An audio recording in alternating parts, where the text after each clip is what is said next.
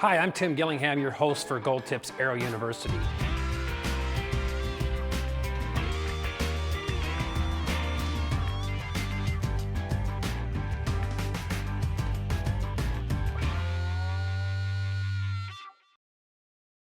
Today, the lesson that we're going to cover is how to use the Gold Tips selection chart to make sure that you're getting the right arrow for your bow.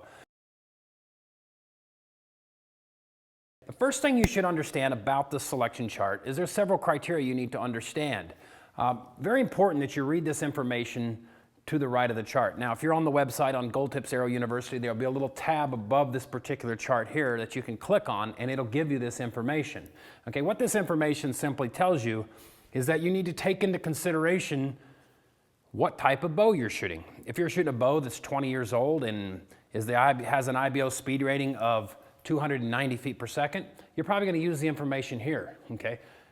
Keep in mind, this tells us that this chart is formatted based off of an IBO speed rating of 315 feet per second, okay? If we're using a bow that has a higher IBO speed rating, now this is what the manufacturer recommends, or what the manufacturer, advertises their bow as. So if it's a PSE X-Force and it's 345 feet per second, manufacturer's IBO speed rating, then we need to pay attention here. And what it tells us simply is if you go stiffer than the 315 feet per second, you need to move a square stiffer on the chart.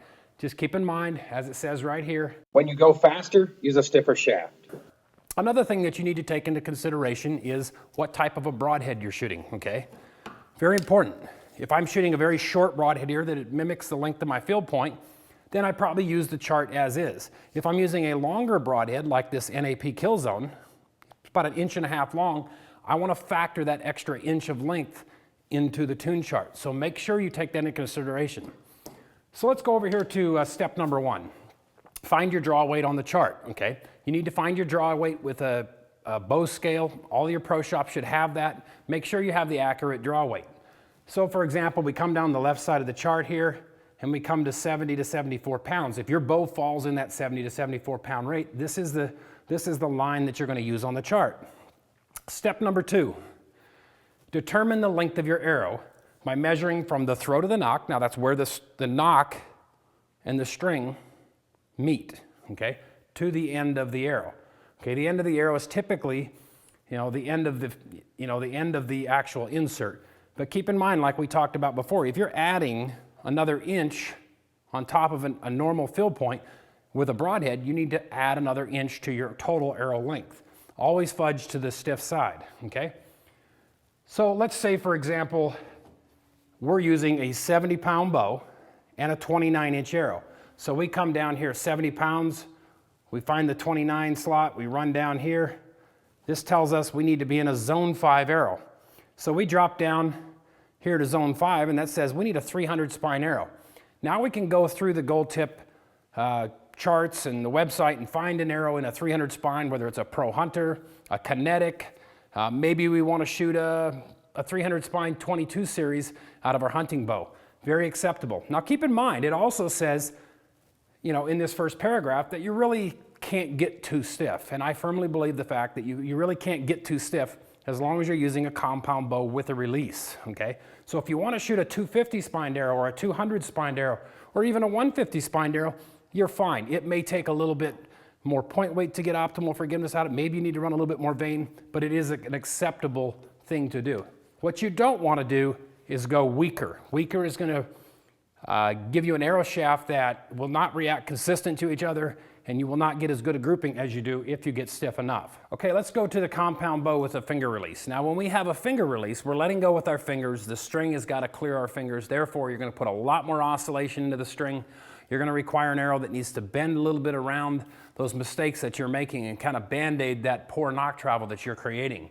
So in order to do that, the best thing that we've determined is simply to use the compound bow chart, use the same specifications, use the same IBO speed rating on your bow, but move 2 squares to the weaker side. Okay, so for example, if we have a 70-pound, 29-inch arrow, we're just going to move 2 squares to the weaker side. That's going to put us right in the middle of a zone 4, which is a 340 spine. Now, the best thing to do as a finger shooter is to bare shaft tune your bow, and there'll be another session here in a preceding video that's going to show you how to do that. But bare shaft tuning should be your primary method of tuning. But if you'll take this 340 spined arrow, and you can use a 75-95 in a Pro Hunter, you can use a 340 Velocity. There's other options in the line, but that's primarily what you're going to be using, okay? So what you want to do is you want to start with that arrow about an inch longer than you normally would want it. That should make the arrow weak for you when you go to your bare shaft tuning. The best way to tune a compound bow with fingers is to simply trim the arrow length a 1/4 inch at a time until you get an acceptable tune.